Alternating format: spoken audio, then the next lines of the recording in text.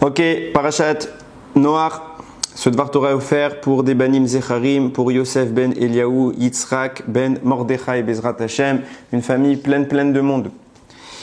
Alors, Noach, c'est intéressant ce qu'on va essayer d'évoquer ici, c'est une notion que je commence à faire de plus en plus souvent. C'est qu'est-ce qu'il y aurait eu. Alors, j'explique ce que je veux dire. À plusieurs reprises, on voit dans le schéma que Hachem met en place qu'il y avait une intention, il y avait une possibilité qui a échoué vis-à-vis de l'attitude humaine. Et ce qui devait se passer va parfois être décalé. C'est intéressant avec tous les shiurim qu'on a fait sur le temps et le libre arbitre également. Faudrait confondre les deux pour un peu avoir une vision générale de tout ce qu'on a essayé de mettre en place. Et d'ailleurs, on peut faire des liens avec ce qu'on va dire maintenant. Mais il y a donc, je disais, il y a l'événement que Hachem a potentiellement mis en place, qui va souvent échouer, pas vis-à-vis d'Hachem, puisque Hachem, en fait, la question ne se pose pas, on l'a vu, mais vis-à-vis de nous, et qui va parfois amener à des décalages historiques qui font que ça devait se passer à tel instant, mais comme on a loupé le coche, Hachem a reproduit le phénomène pour plus tard, et à ce moment-là, ça s'est passé dans une autre configuration. Mais c'est important de comprendre que la notion de date, la notion d'instant, telle qu'elle a été initialement prévue, a un sens. Et je parle de cet instant initial parce que s'il était initialement prévu, c'est comme ça l'idéal des choses. Je vais expliquer tout de suite de quoi je parle. On a, dans notre paracha, on va avoir deux gros problèmes qui vont régir à peu près toute la paracha. Il y a initialement, et c'est le principal de la paracha, c'est Noach et la génération du déluge, qui vont cette génération va se détourner du droit chemin, va fuir la Torah et les mitzvot, va rendre Hachem mécontent de l'état et de l'évolution du monde. Donc elle va être détruite. Noach crée sa Teva et pendant 1 an, il va rester enfermé dans la Teva et au terme desquels il sortira. Il a sauvé à peu près une parcelle de toute l'humanité, de toute la création pour pouvoir après reproduire. Donc ça, c'est la première étape de la paracha. Donc une génération intégralement détournée qui va être intégralement supprimée.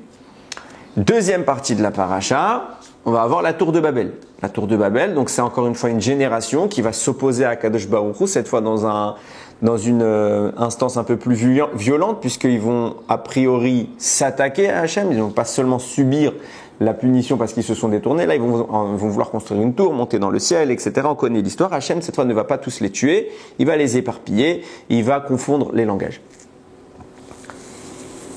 On a vu à plusieurs reprises, je crois que c'était dans le Dvar Torah de l'année dernière sur Parashat Noach et sur d'autres Divrei Torah, qu'à la base, au moment du Maboul, et on voit dans toute la configuration du Maboul que ça se code comme ça. À savoir que la punition qui est choisie par Hachem dans le Maboul, c'est l'eau. Les Chachamim je rappelle en bref ce qu'on avait dit, juste pour introduire mon propos de maintenant. Les Chachamim abondent dans ce sens, En Maïm et la Torah. À chaque fois que tu vois l'emploi du mot eau, ça signifie Torah. Donc en fait, l'enjeu ici, c'était la Torah. Et c'est pour ça que fin de Parashat Bereshit, il y a Moshe qui est insinué dans le mot Béchagam.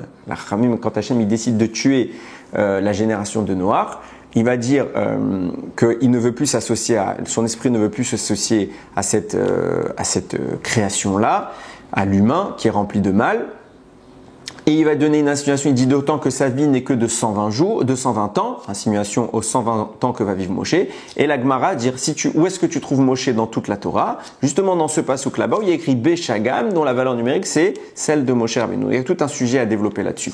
Pour nous dire quoi? Nos Chachamim dévoilent par là que la Neshama de Moshe était prête, était présente, elle n'avait plus qu'à se manifester dans le monde à l'époque de Noach pour se révéler et donner la Torah au monde. Et en fait, le débat à ce moment-là, c'est de savoir est-ce que Hachem va offrir la Torah à l'humanité. Si la génération était méritante, alors elle a reçu la Torah, sinon elle a été détruite. C'est pour ça que Rashi le note.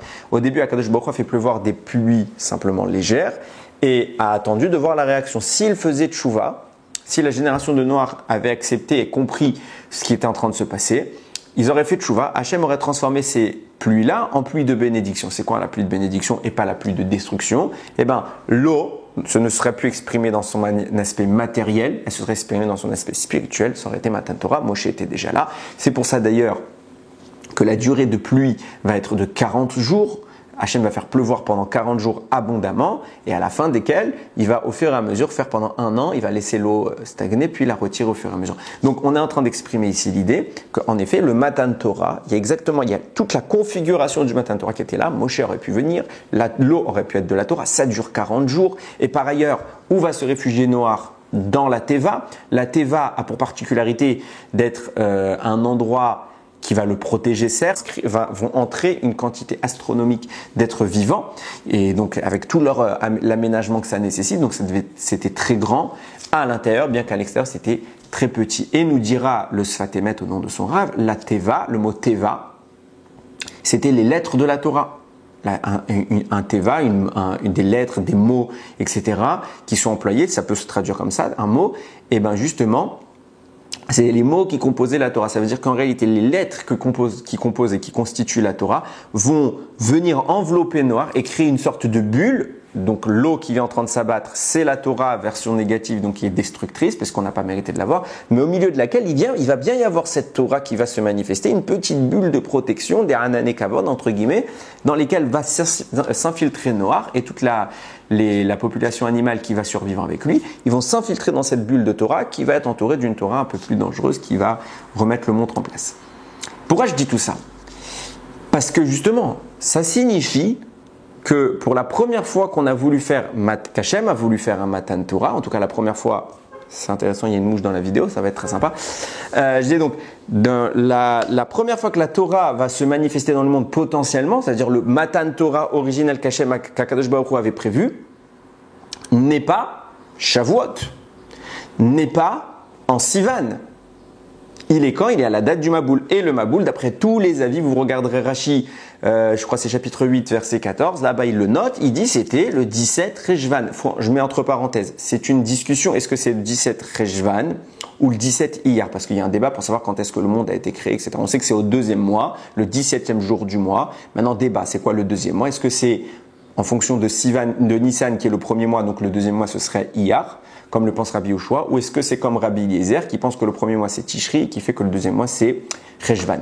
Donc en tout cas, Rashi tranche comme ça et c'est de toute façon tranché dans la halacha comme ça. La halacha c'est que le monde a été tiré en Tishri et que le 2e mois de l'année c'est bien Rejvan, signifiant par là que, et par contre j'ai dit le 17 mais c'est le 27 Rejvan, non c'est bien le 17, je suis fatigué, le 17 Rejvan de l'année de la destruction du Maboul, qui est l'année 1656, Hachem avait prévu en lieu et place de la destruction, Matan Torah.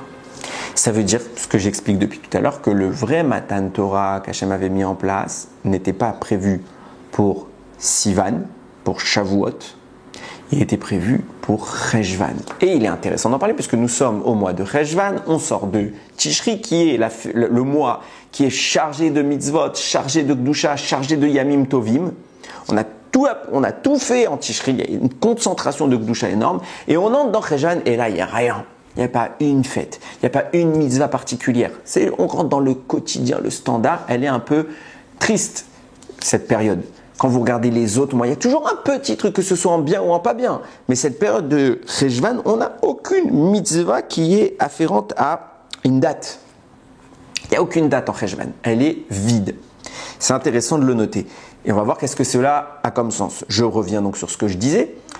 En Rejvan, le 17 Rejvan, devait avoir lieu Matan Torah. Le vrai Matan Torah, le premier Matan Torah dans le premier monde avant la destruction. Et au final, on sait qu'aujourd'hui, c'est pas comme ça que ça s'est passé. Et c'est intéressant de le noter. On va voir tout de suite comment les choses vont se mettre en place. Écoute, Shimoni, à ce sujet, il rapporte. Il faut savoir que, certes, Hachem a promis à Noach de ne plus jamais détruire le monde par le Maboul. Cependant, le Maboul a laissé une trace, a laissé son empreinte dans le monde et il a une conséquence qui se répercute d'année en année. Et ce qui veut dire qu'à cette période de l'année, tous les ans, il y avait quelque chose qui se manifestait dans le monde pendant les 40 jours du Maboul. Ça veut dire quoi? Alors, je ne sais pas comment, c'est pas précisé dans le Midrash, j'ai peut-être pas vu un Mefarech qui l'explique, mais en tout cas, comme je conçois les choses, on devait peut-être voir un climat, une manifestation particulière des eaux à ce moment-là, un climat qui était peut-être très orageux, sans pour autant montrer en arriver à la destruction, mais un climat qui rappelait les événements malheureux du Maboul. Ça signifie que tous les ans, les gens se rappelaient. Ce qui nous explique aussi pourquoi déjà on le retrouve dans certaines cultures,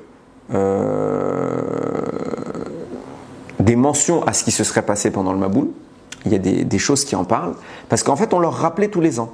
D'ailleurs, on voit que la tour de Babel, ils étaient très inquiets. Une des raisons pour lesquelles ils ont fait la tour, ils ont dit on veut pas que ça se reproduise le Maboul, on va faire un pilier au ciel pour pas qu'il nous tombe sur la tête. Donc ça explique comme ça n'a pas de sens, mais il y a tout un sens derrière ça. Mais l'idée c'est de dire quoi? Il y a plusieurs années qui sont passées depuis, il y a même plusieurs années, et pour autant ils sont toujours inquiets que le Maboul puisse se reproduire. Regardez, je donne un exemple pas à Mavdil, c'est tout aussi triste. Quand vous regardez la Shoah, ok, aujourd'hui, dans l'esprit collectif, c'est pour ça que tout le devoir de mémoire, il a tout un sens, c'est que dans l'esprit collectif, ça se reproduira jamais. Ça se reproduira jamais. Il n'y a que les anciens qui ont vécu ces événements-là, qui ont été choqués, c'est entré dans leur chair, qui eux peuvent ressentir encore ce risque de se reproduire. Nous on dit, quand vous parlez aux jeunes, bon ça va, c'était il y a longtemps, vous regardez chez beaucoup de négationnistes aujourd'hui carrément. Et quand vous regardez un peu l'histoire du judaïsme, c'est tout le temps qu'il y a eu des événements comme ça. La Shoah c'est le dernier en date qui nous a vraiment bouleversés, mais des pogroms, des mises à mort de masse de Bnei Israël, on en a eu dans toute notre histoire. Et pourtant on l'oublie. Et là on voit que à la génération de Babel, ils n'ont pas oublié le cataclysme. Certes, il est beaucoup plus grave puisque c'est à l'échelle universelle et il a tout détruit. Mais des siècles après, ils n'ont pas oublié. Ils n'ont pas oublié. Il y a 10 générations approximativement qui se mettent en place. Donc, ils n'ont pas oublié. Pourquoi ils n'ont pas oublié? Parce que tous les ans, à la date du Maboul, il se passe quelque chose. On voit que le ciel, il n'est pas clean. Donc, il y a toujours un rochem, il y a toujours une empreinte, une trace qui se manifeste à cette période-là. Quand est-ce que cette trace va disparaître? Quand Shlomo Améler, donc c'est pour vous dire que c'est pas tout de suite après, c'est des siècles et des siècles et des siècles après. Même des millénaires après. On est à plus d'un millénaire. Shlomo Améler va construire le Beth Amikdash et là, les choses s'arrêtent. La trace, l'empreinte laissée par le Maboul est supprimée définitivement et plus personne ne parle de ça. Ce qui explique pourquoi aujourd'hui plus personne n'est au courant. Il n'y a plus aucun souvenir, donc il n'y a plus besoin de transmettre ces choses-là. Il n'y a que les Bnei Israël qui savent ce dont on parle. Et c'est pour ça que je voulais venir à ce sujet. C'est intéressant déjà avant d'aller plus loin. Qu'est-ce qui se passe pour que le Beth Amikdash soit l'élément qui supprime la trace du Maboul? En quoi il va permettre cet effacement, cette remise en norme de la planète? Première chose. Deuxième chose, là-bas le Midrash explique comment les choses se sont passées. Quand est-ce que précisément Shlomo va construire le Beth Amikdash? Et c'est là, on parle de l'inauguration. Il y a écrit comme ça, le passouk il est clair dans Malachim, Vashana Achat Esrei, et la 11e année, Beiriach Boul, dans le mois qui s'appelle Boul. Uchodesh Hashmini, c'est le 8e mois. Je rappelle que les mois, j'ai bien dit tout à l'heure, le premier mois c'était Tishri, c'est pas le premier mois. Le début de l'année c'est Tishri. Mais le premier mois du calendrier, c'est Nissan. La Torah l'a appelé Rosh Chodashim. Donc ça veut dire que le 8e mois, quand vous partez de Nissan, vous faites 6 mois plus tard, on est en Elul. 7e mois, c'est Tishri. 8e mois, c'est Cheshvan. Donc la 11e année, Beirach Boul, le mois qui s'appelle Boul, ou Chodesh Hashemi, la Torah nous précise, c'est Cheshvan. Kala Abayit, on a terminé la maison, donc on parle du Beth Amikdash. Les Chol Devarav ou Chol Mishpatav, d'après toutes ces lois, d'après tout ce qui étaient les détails qui le concernaient, Vivneu Sheva Shanim, ça a pris 7 ans à le construire. Le Midrash pose la question, pourquoi on l'appelle le 8e mois qui est Cheshvan? On sait que c'est Cheshvan, pourquoi la Torah l'appelle Boul? Réponse, c'est exactement ce que j'explique tout à l'heure. En fait, c'est le mois du Maboul. Et pourquoi on a enlevé le même de Maboul? Parce qu'au moment où Shlomo Améler il a inauguré au mois de Cheshvan en date du Maboul, il a inauguré le Beth Amikdash. Alors les 40 jours d'empreintes, de traces, de résidus du Maboul se sont subitement arrêtés. Or, valeur numérique, la 40 est la valeur numérique de la lettre Mem. Donc on est en train de nous dire que les Mem du Maboul, les 40 jours du Maboul ont été retirés. Donc si dans Maboul t'enlèves le Mem, il reste que Boul.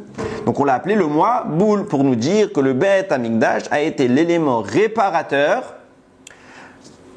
du Maboul. Et ce qui est intéressant, c'est la suite. On est en Cheshvan et le Midrash nous dit mais il ne va pas être inauguré en Cheshvan. Pourquoi? La même chose qui s'est passée avec le Mishkan, elle va se passer avec le Beth Amikdash. J'explique. Moshe Rabbeinu va construire le Mishkan. La fin de construction du Mishkan avec Betzalel et tous les Bnei Israël dans le désert va avoir lieu au mois de Kislev. Normalement, en Kislev, on devait inaugurer le Mishkan. Et qu'est-ce qu'Hachem va dire? Non, on va attendre Nissan. Pourquoi on va attendre Nissan? Parce que Nissan, c'est la date de naissance de Yitzhak Avinu. Et donc, on va attendre le mois de Nissan pour permettre de cumuler les joies et de inaugurer le Mishkan en même temps que la date de naissance de Yitzhak Avinu. Hachem va dire, mais c'est pas pour autant que le mois de Kislev, on l'a privé de la date. C'est lui qui devait avoir la gloire pour lui. Hachem lui dit, je te garde, je te dois une dette. Je te la rembourserai pour une autre inauguration. Quand est-ce que va avoir lieu cette inauguration? C'est le fameux Hanouka. Le 25 Kislev, lors du deuxième temple, les Hashmonaïm vont réinaugurer le temple au mois de Kislev. Pourquoi le mois de Kislev? Hachem va garder cette date parce que ça aurait dû être le mois initiateur, le mois d'inauguration du Mishkan, et il a été repoussé au détriment de Nissan. Donc Hachem lui dit, je te dois une dette, je la garde pour la réinauguration du deuxième Beth Amikdash. Le même procédé se produit ici. Qu'est-ce qui se passe? Nous dit le Midrash. Normalement, on est en Cheshvan, donc pourquoi ne pas inaugurer le Mishkan maintenant? La Torah va dire non, on va l'inaugurer précisément un an après. Shlomo HaMelech était au courant qu'Akadosh Baruch Hu ne voulait pas qu'il l'inaugure. Il va attendre jusqu'au mois de Tishri de l'année prochaine. Pendant un an, le Beth Amikdash est prêt, tout est prêt et la Shekhinah ne se manifeste pas. Tout le monde commence à parler sur Shlomo HaMelech. T'as vu, Hachem il veut pas reposer dans l'œuvre de ses mains, c'est que c'est pas un sadique. Tout le monde, et Shlomo HaMelech il se tait, il sait qu'Akadosh Baruch Hu veut attendre. Arrive le mois de Tishri, Tishri est inauguré le Beth Amikdash. Pourquoi au mois de Tishri? Parce que le mois de Tishri, c'est le mois de naissance de qui? Avraham Avinu. Donc Akadosh Baruch Hu, de même que pour le Mishkan, il a voulu cumuler les joies entre naissance de Yitzhak et inauguration du Mishkan. Pareil pour le premier Beth Amikdash construit par Shlomo HaMelech. Akadosh Baruch Hu a voulu cumuler les joies et inaugurer le Beth Amikdash avec la date de naissance d'Avraham Avinu. Mais le Midrash conclut en disant, mais la dette devra être payée au mois de Cheshvan. À savoir que puisque Cheshvan aurait dû être, c'était pour lui, il devait y avoir l'inauguration du Beth Amikdash. À ce moment-là, Akadosh Baruch Hu lui dit, je te paierai plus tard. Point, fin du Midrash. Avant d'aller plus loin, on va poser quelques petites questions, évidemment, puisqu'il faut comprendre de quoi on parle. C'est quoi cette histoire, premièrement, aussi bien pour le Mishkan que pour le Beth Amikdash, de vouloir cumuler l'inauguration du Beth Amikdash et du Mishkan avec les dates de naissance de Avraham et d'Yitzhak? Ça fait quoi? C'est quoi l'idée là? Si tu me dis, bon d'accord, en Nissan, il y avait Yitzhak. On a fini en Kislev, le Beth Amikdash, donc le tzaddik le plus proche, c'était Yitzhak en termes de date de naissance. Non, c'est pas vrai, il y a Moshe qui est né en Hadar. Alors tu vas me dire, tu choisis les morts, mais quoi, c'est vrai, l'argument c'est juste dire la date d'anniversaire. Les Louis Nishmat. Vous croyez quoi, qu'il y avait écrit les Louis Nishmat Yitzhak Avinu sur le Mishkan ou Avraham Avinu sur le Beth Amikdash? Non, il faut attendre la date. Et c'est Roi Hakodesh, le Roi HaMelech, il est au courant. On attend. On a tout fini. On attend. Tout le monde se moque de toi. On attend. Il faut absolument la date d'Avraham. Et même, si on va dans la logique des choses, la logique, c'est que le Mishkan, il précède le Beth Amikdash, puisque le Mishkan, il a lieu à l'époque de Moshe Rabbeinu, le Beth Amikdash à l'époque de Shlomo, des siècles plus tard. On aurait dû d'abord, dans l'ordre, puisque le Mishkan, c'est le premier, on aurait dû corroborer la date de naissance d'Avraham avec celle du Mishkan, et pas Yitzhak. Et au Beth Amikdash, qui est le deuxième édifice, on aurait mis Yitzhak, qui est le deuxième des patriarches. Non, on fait, pour le premier édifice, on met le deuxième patriarche. Pour le deuxième édifice, on met le premier patriarche. Ça n'a pas de sens. C'est quoi cette histoire? Et c'est là que entre en vigueur la notion que j'essaye d'évoquer. La date du Maboul. Le 17 Cheshvan. Ça veut dire quoi? Comme je l'ai dit tout à l'heure, le 17 Cheshvan aurait dû être la date de Matan Torah. Ça aurait dû être le premier Matan Torah qui a échoué et qui a été repoussé à plus tard. Très bien. Qu'est-ce qui s'est passé quand, en effet, enfin, Akadosh Baruch Hu a donné Matan Torah à Shavuot, à Moshe Rabbeinu et au Bnei Israël? Quelques jours après, Moshe redescend. Et certes, on va faire le veau d'or. Et tout de suite après, Hachem nous dira, une fois qu'en fait on va revivre Matan Torah, parce que le Shavuot qu'on va vivre est un Matan Torah qui lui-même est factice. Pourquoi? Parce que ces tables-là, on va les casser.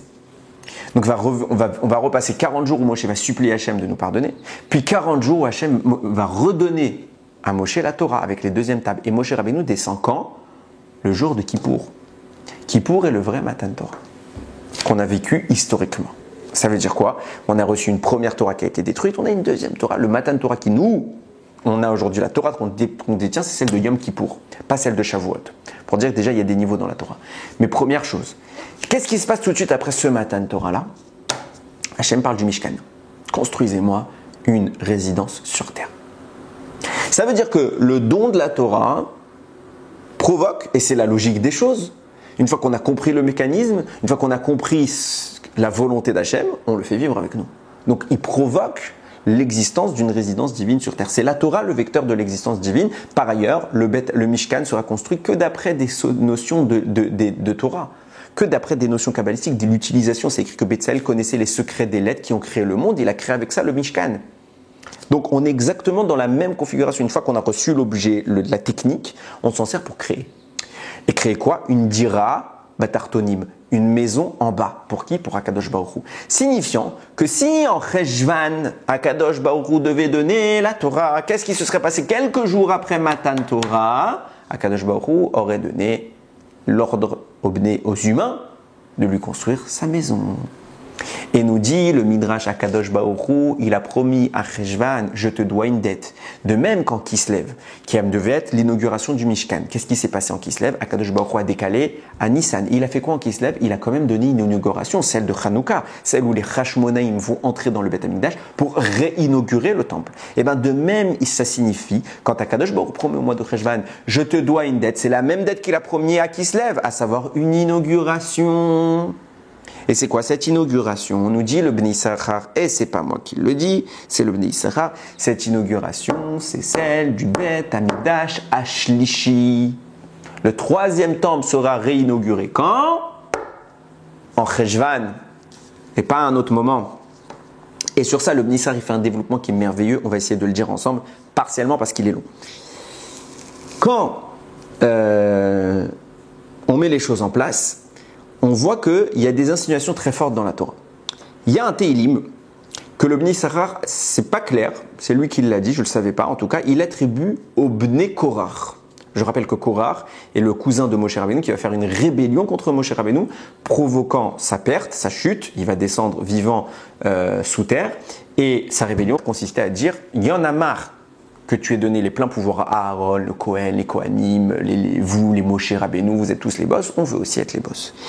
Et là-bas, ses enfants à Korah vont se distinguer de lui et eux vont survivre. Et ils vont dire des Tehillim. On les trouve dans le livre de David Ameller. Il y a des croix, il y a écrit l'Amnatzach, Livnei Korach Mizmor. Les enfants de Korah, ils ont fait un Mizmor, ils ont fait un Tehillim, un chant. Et parmi les Tehillim, c'est pas écrit de d'habitude, c'est annoncé quand c'est les Bnei Korach, mais là le Bnei Issachar nous dit que ce Tehillim, il est annoncé, il a été prononcé par les enfants de Korach. Il dit comme ça: Lifnei Ephraim ou Binyamin ou Menaché, devant au regard ils ont mis de Ephraim, Binyamin et Menaché, Orered Gevrotecha, que se déploie, se réveille ta Gvura, ta puissance, Ulcha Lishoata Lanu, et qu'elle vienne à notre secours. Pourquoi ce Tehillim là, enfin cette phrase du Tehillim précisément, elle est très importante. Nous dit le Bnei Issachar. Déjà, il y a un problème. Tout le texte là, il est suspect.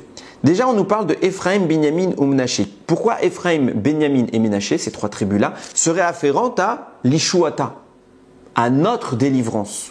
De quelle délivrance il parle déjà? Et pourquoi ce serait afférent à trois tribus précisément, ces trois-là? Deuxièmement, quand on analyse le texte, on voit que les trois tribus-là, Ephraim, Binyamin et Menaché, elles ne sont pas vraiment dans un ordre logique, puisque Binyamin est l'oncle de Ephraim et de Ménaché. Donc on aurait d'abord dû trouver Binyamin en termes de naissance, par respect pour Binyamin, qui est d'ailleurs plus grand qu'eux. On aurait dû le trouver avant, et après Ephraim et Ménaché. Non, on a mis Ephraim, au milieu des deux on met Binyamin, et en troisième on met Ménaché. Qu'est-ce que ça veut dire? Et troisième point, qui a encore plus de sens, qui est tout aussi surprenant, c'est le mot Gevuratra. Orera et Gevuratra. Que se réveille, que se déploie ta puissance. Le mot Gvura, dans la Torah, dans la puissance dont on parle, il fait généralement référence à la rigueur divine. Donc vient le Bnei Issachar poser la question, on n'aurait pas dû parler de rigueur divine, on aurait dû parler de miséricorde divine, que se déploie ta miséricorde, justement pour en arriver à notre Géoula, à notre délivrance. Pourquoi tu viens nous parler ici de rigueur? C'est pas le bon mot. Quand tu demandes une délivrance, tu demandes la miséricorde. Donc on voit qu'il y a tout un enchevêtrement de problèmes. Et vient le Bnei Issachar et nous dire, on sait que chaque mois, il y a 12 mois dans l'année. Maintenant, il y a 12 tribus dans la généalogie du Ham Israël. Ces 12 tribus, nous dit le tour, c'est connu, elles sont afférentes chaque fois à un mois. Pourquoi il y a 12 tribus? Parce qu'il y a 12 mois. Et chaque mois correspond à une tribu. D'où on voit ça. Le tour le dit explicitement, c'est dans Orach Chaim sur la Halacha 417, Siman 417. Là-bas, il dit, sache que normalement, on aurait dû connaître 12 Yamim Tovim supplémentaires. C'est quoi ces Yamim Tovim supplémentaires? C'est tous les Rosh Chodesh. On aurait dû être un Yom Tov de la Torah. Pourquoi on n'a pas eu Yom Tov de la Torah? Parce qu'on a fait la faute du Vaudor. Et le Vaudor a tout cassé. Et ce Yom Tov là, il est maintenant semi-Yom Tov. C'est pour ça que Rosh Chodesh, il est entre les deux. Et c'est pour ça que le minag, c'est que les femmes ne font pas de Melachot pendant Rosh Chodesh. Parce que les femmes n'ont pas fauté au moment du Vaudor. Ce qui fait qu'elles ont préservé quelque part une parcelle de Sekdusha. Et à ce titre, ont mérité de rester entre Yom Tov et Chol. Donc elles peuvent faire certaines choses, mais pas tout. Elles sont entre les deux. Donc on voit qu'il y a une corrélation entre chaque mois. Pourquoi chaque Rosh Chodesh aurait dû être un Yom Tov? Il explique le tour. Parce que c'est simple. On a 3 fêtes dans la Torah. Pessah, Shavuot, Sukkot. Ces 3 fêtes sont afférées à Avraham, Yitzhak et Yaakov. De même que les 3 Avot ont un Yom Tov qui le représente chacun, alors les 12 Shvatim, les 12 tribus auraient dû avoir un Yom Tov qui le représente chacune. C'est quoi ce Yom Tov? Les 12 mois. Chaque mois pour un Rosh Chodesh, chaque Rosh Chodesh pour une tribu. Viens nous dire maintenant, le Bnei Issachar, il amène, c'est écrit dans, je sais plus c'est quel sefer, là j'ai oublié. Le Bnei Issachar, maintenant il fait la corrélation. Venez, on prend les 3 personnages dont on parle. Quand vous faites la corrélation donc maintenant entre les mois et les tribus, il s'avère qu'on prend dans l'ordre. On a nos 3 personnages. On a Ephraim. Ephraim, il correspond à quel mois? Le mois qui est attribué à Ephraim, c'est lequel? C'est Tishri. Pourquoi Tishri? Premier mois de l'année. On va voir tout de suite quelle est la corrélation. Deuxième mois qui est attribué, celui de Binyamin, il est attribué à Kislev. Et Ménaché, lequel mois lui correspond? Le mois de Cheshvan. Comme par hasard, les 3 mois dont on parle, c'est les 3 mois d'inauguration des 3 temples. Premier a été inauguré en Tishri par Shlomo Améler. Et Akadosh Baruch Hu avait normalement à décaler, on a dit qu'il a décalé un an. Premier Beth Amikdash en Tishri. Deuxième Beth Amikdash en Kislev, à l'époque des Hashmonaïm. Ah, vous allez me dire, mais c'est pas vrai, parce que les Hashmonaïm, ils ont réinauguré le Beth Amikdash, mais ils n'ont pas inauguré. Il a été initialement inauguré lors de sa construction par Ezra, qui revient d'exil avec les Bnei Israël. Seulement, nous dit le Bnei Issachar, c'était pas une réinauguration. Pourquoi? Parce qu'on était encore sous l'emprise de la Perse, de Paras. On a eu l'autorisation de reconstruire le Beth Amikdash, le deuxième, en retour d'exil de Babel, mais on était sous domination. Ce qui se passera, c'est que par la suite, la Perse va tomber, elle va être remplacée par les Grecs vont encore nous dominer, et au moment de la guerre avec les Hashmonaïm, on va atteindre notre souveraineté. Et on va réinaugurer cette fois en tant que peuple libre qui n'est plus sous la domination, sous le joug d'une nation. On est simplement sous le joug d'Akadosh Baruch Hu. Donc on va pouvoir inaugurer pleinement le Beth Amikdash sans limite. C'est en Kislev qui va avoir lieu la vraie inauguration. Donc on a quoi? On avait dit jeudi Ephraim qui représente le mois de Tishri, premier Beth Amikdash. Binyamin qui représente le deuxième Beth Amikdash au mois de Kislev et Ménaché qui représente Cheshvan. Que Cheshvan, je l'ai dit tout à l'heure, ce sera la reconstruction, l'inauguration du troisième Beth Amikdash. C'est pour ça qu'ils ne sont pas cités dans l'ordre. Ils sont dans le désordre, pas dans l'ordre des naissances, pas dans l'ordre d'importance, dans l'ordre historique de mise en place, d'inauguration des 3 temples. Premier, deuxième, troisième, Ephraim, pardon pour l'insecte, Binyamin et Ménaché. Maintenant, pourquoi on parle ici de Gvura Techa et pourquoi c'est les enfants de Korah qui disent ça? Parce que nous dit, avant d'aller plus loin, j'ai oublié, il y a une petite contradiction qu'il faut souligner. On a vu dans un autre Devar Torah sur Toubéav, au nom du Brit Sadik, qui lui faisait toute une démonstration magnifique et superbe, comme quoi le Beth Amikdash sera construit Toubéav. Alors d'un côté, on a un Brit Sadik qui est tout aussi important, qui nous dit Toubéav. D'un côté, on a un Bnei Issachar qui nous dit non, Cheshvan. Alors, soit c'est une marloquette, ce qui est tout à fait possible. On va essayer de résoudre les deux ensemble. À mon humble avis, les deux sont d'accord. Simplement qu'il y aura une phase de construction qui aura lieu en Av. Et il y aura une phase d'inauguration qui aura lieu en Cheshvan. Parce qu'ici, on parle d'inaugurer le temple. On voit qu'à chaque fois, il y a eu un décalage entre la construction et l'inauguration. Av sera la construction, je pense, je n'ai pas dit que c'est vrai, mais ça peut se profiler comme ça. Av sera la construction, l'inauguration aura lieu en Cheshvan, donc on n'a pas de contradiction entre le Pri Tzadik et le Bnei Issachar, a priori. Donc je disais, maintenant pourquoi c'est les enfants de Korach qui réclament tout ça? Parce qu'il faut comprendre qu'est-ce qui s'est passé avec Korach. Korach s'est plaint. On en a marre de Aaron à Cohen, pourquoi c'est lui, pourquoi c'est lui, pourquoi c'est lui? Qu'est-ce qui se passe? Vous croyez que Korach c'est un rachat qui vient, qui commence à faire la guerre, etc., qui dit je veux, alors j'instaure, etc. Non, aucun rapport. Korach c'est un génie. C'est pas un rachat au début, après il va fauter, il va se détourner. Mais Korach il sait ce qu'il dit. Il vient et il nous dit le Zohar, c'est comme ça que c'est exprimé, les Lévi'im représentent la rigueur. Les Kohanim, ils représentent la miséricorde. Aux yeux de Korach, il ne fallait pas que la miséricorde domine, il fallait la rigueur qui domine. Pourquoi Korach il pense ça? C'est un fou, on veut de la rigueur dans le monde, mais parce que c'est ce qu'Hachem il veut. Et on le démontre très facilement. Lorsqu'Akadosh Baruch Hu va créer le monde, il va dire Bereshit bara Elokim et Hashamayim ve'et haaretz. Au commencement, Dieu créa, Elokim créa le ciel et la terre. Le mot Elokim est le nom afférent à la rigueur. Le nom afférent à la miséricorde, c'est Hachem, Yudke Vavke. Et le premier emploi du divin qui est mentionné lors de la Briat Haolam, lors de la création du monde, c'est Elokim, c'est pas Hachem. Rashi commente tout de suite, et il dit, on voit bien que c'est écrit Elokim. Tout le chapitre 1, c'est écrit Elokim. Chapitre 2, c'est écrit Hachem Elokim. Les deux ensemble, mais d'abord Hachem. Donc ça veut dire que tout le chapitre 1, il est organisé sur la rigueur. Et tout le chapitre 2, on mélange rigueur et miséricorde en faisant prédominer et devancer la miséricorde en disant Yudke Vavke. Maintenant, qu'est-ce qui se passe? Rashi commente, il dit, parce qu'à la base, Akadosh Baruch Hu, pourquoi il a fait comme ça? Il a créé d'abord, il disait que Elokim, Elokim, parce qu'il voulait créer un monde avec la rigueur. Mais voyant et comprenant la faiblesse humaine, il sait que ça ne va pas tenir. Alors il a tout de suite acheminé la miséricorde et il l'a mise devant pour qu'elle tempère et modère la rigueur. Mais on voit que ce qui se passe, c'est qu'Akadosh Baruch Hu, dans son projet initial, il veut de la rigueur. Donc ça veut dire que on doit atteindre un niveau où on exprime uniquement la rigueur et pas autre chose. Vient Korach et il voit ça y est, on a le Mishkan. Akadosh Baruch Hu descend sur terre s'installer. On atteint le projet divin. Alors maintenant, on doit sortir jusqu'à maintenant. Akadosh Baruch Hu, il a mis la miséricorde pour nous aider le temps qu'on se prépare. Ça y est maintenant. Il nous donne le signe qu'il veut construire le Mishkan. Qu'on devienne sous la rigueur. Et il dit, il y en a marre. Il a laissé même un temps les Kohanim.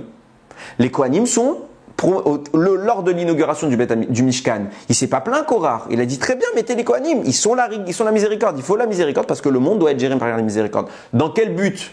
Dans le but de sortir de la miséricorde et de dire, le temps nécessaire pour qu'on monte et qu'on puisse supporter la rigueur est atteint. Maintenant, on devient exprimé sous forme de rigueur. C'est pour ça que Korach ne va pas se plaindre tout de suite. Il va laisser un temps au Ham Israël de s'adapter, de s'acclimater au Mishkan, de progresser. Et à un moment donné, il va dire, maintenant, on doit opérer le tikkun. Et la miséricorde des Kohanim doit être dominée par la rigueur des Lévi'im. Jusqu'à maintenant, c'était les Kohanim qui devaient dominer les Lévi'im pour que permettre une montée en puissance du Ham Israël. On vous laisse la miséricorde, préparez-vous, devenez saints, rentrez en adéquation avec Akadosh Baruch Hu. Et dorénavant, arrive un temps où ça y est, il faut changer. Et c'est pour ça que Korach se plaint. Il dit, Ribono Shel Olam. Au début, on n'a rien dit. Mais maintenant, le tikkun, il arrive. Et Moshe, il nous appelle pas pour nous dire on change. Ah, qu'est-ce qu'il fait Moshe? Il veut garder son frère en étant le patron. Et c'est là qu'il va commencer. Parce qu'il pense que ça y est, il a accepté qu'Aaron soit un temps le chef. Maintenant, il faut changer. Et pas pour rien. Parce que c'est le projet d'Akadosh Baruch Hu. Viens nous dire le Sfat Emet. C'est tellement vrai ce qu'il dit. Il n'a pas inventé Korach. C'est qu'il était destiné à être nommé le Rosh à Lévi'im. De même qu'il y a Aaron, qui est le Kohen Gadol, il devait y avoir le Lévi Gadol. C'est qui? Ça devait être Korach. Et à ce moment-là, aurait dû s'opérer le changement. Mais il a été trop pressé. Le moment n'était pas venu. Encore une fois, souvenez-vous du chiour, on a parlé du libre arbitre. On a dit tout est question de moment. Il y a un moment.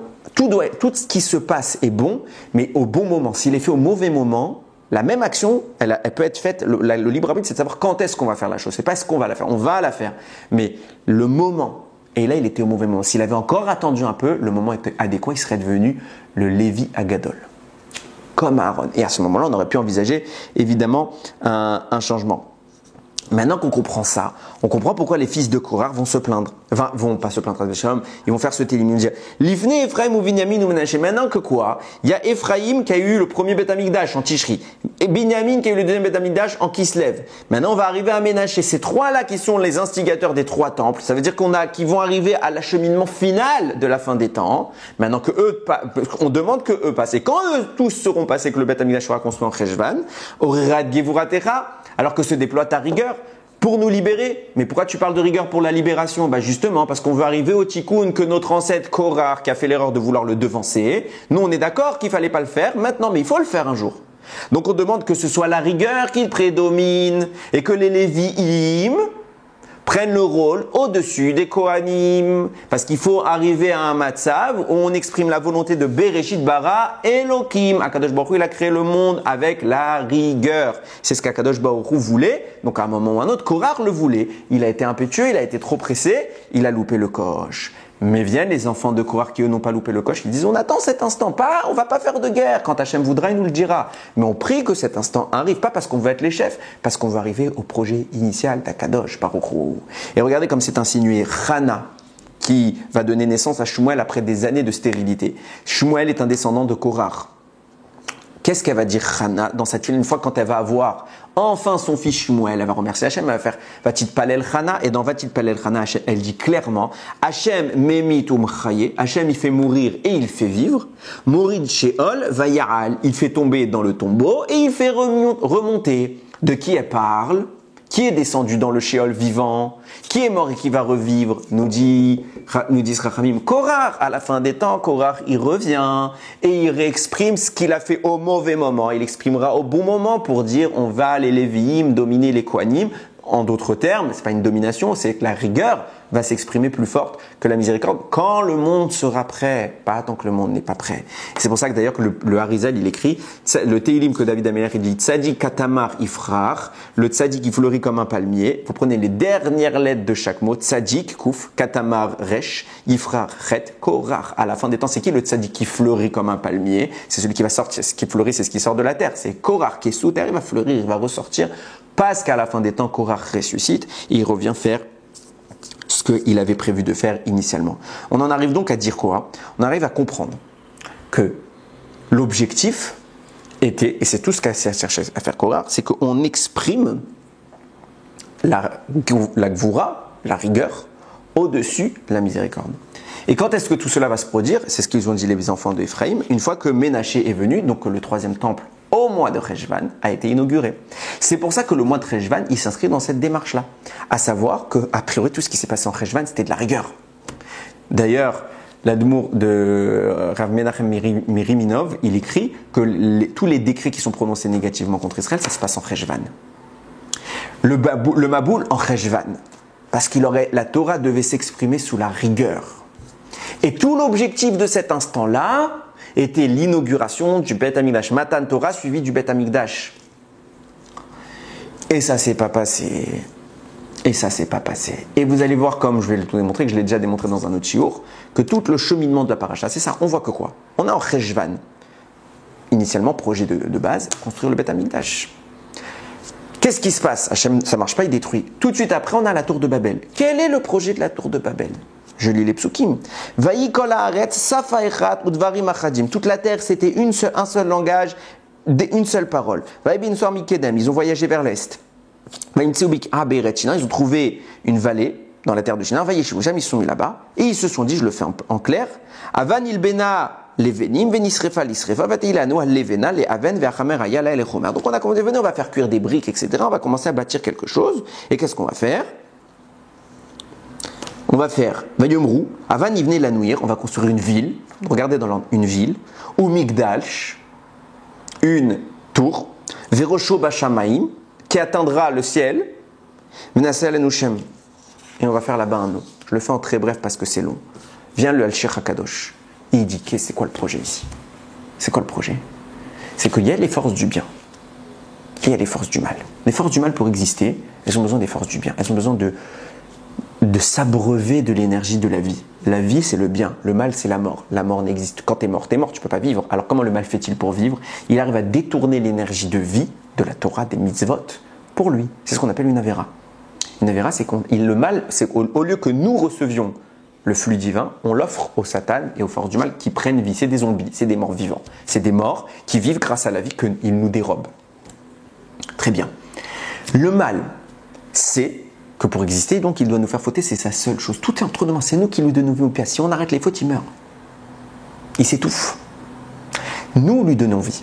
Maintenant, quel va être aussi l'objectif? Ils vont commencer à se réunir tous sous une seule unité, parce que l'unité, c'est toujours le symbole du bien. Le Ham Israël est Echad, Hachem il est Echad. Et face à ça, la multiplicité, le pluralisme, c'est les forces du mal. C'est pour ça qu'en face du Ham Israël, il y a une nation, il y a 70 nations en face d'Israël. Le pluralisme contre l'unité.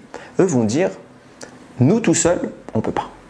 Parce qu'on dépend des bénis Israël. Est-ce qu'ils vont fauter ou pas fauter? Qu'est-ce qu'on va faire? On va s'unir, on va devenir un comme eux. On commence à les égaler. Et qu'est-ce qu'on va faire? On va choisir une ville. Parce qu'il y a une ville qui est spéciale où justement c'est la porte du ciel pour eux. Quand Yaakov va s'endormir là-bas, il va dire Zeshar Hashamaim, c'est la porte du ciel et c'est de là-bas que tombe toute l'énergie. Donc eux, ils ont une ville qui transmet le bien. Maintenant, nous, on ne veut pas que l'énergie du bien elle arrive chez eux, on veut qu'elle arrive chez nous. Donc on va construire une autre ville pour répercuter les forces de vie. Et au centre de cette ville, ils ont quoi? Ils ont un édifice qui est justement, lui, la vraie porte, la connexion entre le ciel et la terre. C'est quoi cet édifice? Le Beth Amikdash. Alors qu'est-ce qu'on va construire nous? On va construire un autre édifice pour contrecarrer le Beth Amikdash. Et le but de cet édifice, ils le disent tellement, au Migdal, une tour, Verosho Bashamaim, sa tête elle sera dans le ciel. Ça veut dire que le but de la tour, c'est de monter dans le ciel, récupérer ce que nous recevons à Yerushalayim, au Beth Amikdash. Eux, ils veulent le recevoir à Shinar, qui est Babel, dans leur tour. Ils viennent dire que les forces du Beth Amikdash soient détournées pour être reconstruites sous forme d'une tour qui va s'opposer à Kadosh Baruch Hu et qui va nous permettre de vivre à nous les morts, au mal d'exister. Qu'est-ce que est l'objectif de toute la tour de Babel? Contredire le Beth Amikdash. Donc en clair, on refait le schéma, regardez comment les choses sont merveilleuses. Premier acte, Maboul. Maboul était un potentiel en Cheshvan. C'est à ce moment-là qu'Akadosh Baruch Hu voulait donner la Torah et construire son temple et inaugurer son temple. Ça ne marche pas. Deuxième tentative, il y a une autre possibilité et elle va être détournée vers le mal. Babel. Et ça ne marche pas parce qu'ils vont faire le mal. Et c'est pour ça qu'Aramim vont nous dévoiler que la Torah qui devait se dévoiler à l'époque de Noach, c'était Torah chez Birtav, la Torah écrite qui est sous l'égide de la rigueur. La Torah qui devait se dévoiler au moment de la tour de Babel, c'était la Torah orale, sous l'égide de la miséricorde. Regardez comment Hachem va punir. Au moment du Maboul, où Hachem voulait donner la Torah écrite, où vous voulez construire un Beth Amikdash en Cheshvan, dans la version initiale, celle que Korach réclame, celle qui devait se produire à l'époque du Maboul, c'était quoi? La version de la rigueur. C'est pour ça que la Torah écrite devait être donnée à cet instant, parce que la Torah écrite représente la rigueur. Qu'est-ce qui se passe à ce moment-là? Quelle est la punition de cette génération-là pour avoir loupé le coche? Destruction totale, rigueur absolue. Tandis que la deuxième tentative de se produire, où les choses vont se produire, c'est celle de la tour de Babel. Celle qui représente la Torah orale, celle qui représente la miséricorde. À ce moment-là, quelle est la disposition des choses? Ils ne sont pas tous détruits, Hachem les laisse vivre, parce que la miséricorde vient et agit pour les protéger. De manière de anagote, de gestion. Et maintenant, on commence à comprendre pourquoi est-ce que les choses se sont passées comme ça, Yitzhak en Nissan et Avraham en Tishri. On a posé la question tout à l'heure. Pourquoi Kadosh Baruch Hu inaugure le premier Mishkan avec Yitzhak, deuxième des Avot, et le premier Beth Amikdash, qui arrive en deuxième dans l'histoire, avec Avraham le premier. Donc on a un croisement. Réponse, c'est simple. Parce que Korach a raison. Hachem veut que la rigueur règne. Donc c'est pour ça que le premier Mishkan, à l'époque de Moshe Rabbeinu, là où le tikkun était envisageable, là où la réparation pouvait se faire, ce premier Mishkan devait avoir lieu sous l'égide de Yitzhak. Et Hachem disait, en attendant, comme c'est la manifestation que je veux, c'est celle d'Yitzhak, mais les Bnei Israël ne sont pas prêts, viennent de faire le vaudor, on est loin d'être prêts. Mettez les Kohanim, qui sont la miséricorde, en premier. Laissez-les, le peuple d'Israël, progresser, se rapprocher de moi, amorcer une tchouva. Et quand la tchouva sera amorcée, alors on pourra envisager de remettre tout sous l'office de Yitzhak. Et on mettra Korach en parallèle. Korach a été trop pressé, il n'a pas attendu complètement le tikkun, ça a loupé. Donc le Mishkan ne pourra pas aller jusqu'au bout. Maintenant qu'on a loupé le coche, que Moshe Rabbeinu, pourquoi on avait un espoir à cette époque-là? Parce qu'il y avait Moshe. Moshe, s'il entrait en Eretz Israël, c'est lui le Mashiach, c'est fin de l'histoire, c'est tout de suite on finit. Donc qu'est-ce qui se passe? On est déjà dans l'hypothèse d'un potentiel de fin de temps. On est dans l'histoire finale. Donc Korach, il voit qu'il y a Moshe, il voit qu'on a un Mishkan parfait, sous l'égide d'Israël, il dit tout de suite, allez. Non, on n'est pas prêt, vous avez loupé le coche. Et au moment où le Mishkan est construit, au moment où précisément il est fait, il n'y a pas encore de décret que Moshe ne rentre pas. Donc, on a l'espoir. Peut-être il va rentrer. Maintenant, c'est pour ça qu'il est fait en Tishri sous l'office de...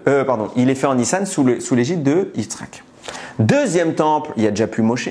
On a loupé le coche. Et Hachem dit, vous n'y arrivez pas. Alors on va mettre non seulement les Kohanim, en tant que Rachamim, en tant que miséricorde, et un Beth Amikdash sous l'égide de Avraham, qui lui était lui-même la miséricorde. Et le temps sera nécessaire pour que vous répariez, que vous remontiez, et que vous atteigniez à nouveau la rigueur à la fin des temps, quand vous serez prêt, quand ce sera adéquat. Tout ça pour dire quoi? On voit que Hachem, à chaque fois, il s'adapte. À chaque fois, il met en place un moyen que pour qu'on puisse y arriver, il faut qu'on y arrive. On y arrivera, mais il faut qu'on y arrive. Ça veut dire que à chaque fois qu'il y a eu un problème, Hachem nous a donné le moyen de s'en sortir. Et c'est toute l'histoire de la paracha. Vous avez loupé, c'est pas grave, je ferai une autre situation. Vous loupez encore une autre situation, vous allez y arriver. Ne perdez pas espoir. Si c'est dur, j'adapte. On peut y arriver. Parce qu'Hachem, il nous met toujours la situation où on va y arriver. Donc, en fait, à un moment ou à un autre, c'est plus entre ses mains. À chaque fois, il change pour qu'on y arrive. Il baisse le niveau, il baisse le niveau, il baisse le niveau. On va arriver jusqu'où? Le but, c'est de remonter, c'est pas de continuer à baisser. C'est ça le secret.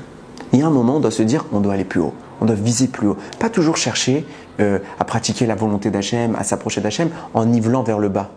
À notre tour, un moment de remonter la pente et ne plus descendre. Ma'alim Bagdusha. On monte dans l'Akdusha, on ne descend pas. Chaque fois, on doit faire un effort supplémentaire. On va à un cours de temps, on va aller plus dur maintenant. On va aller un peu plus, on va aller un peu plus loin. Ça y est, je traduis 2 mots, et bien c'est pas grave, ces 2 mots, je les fais en hébreu maintenant. Je les fais plus en français, etc., etc. Je prends un livre mot à mot, j'apprends. Je prends un raf qui m'enseigne. Je suis des shiurim, je me déplace.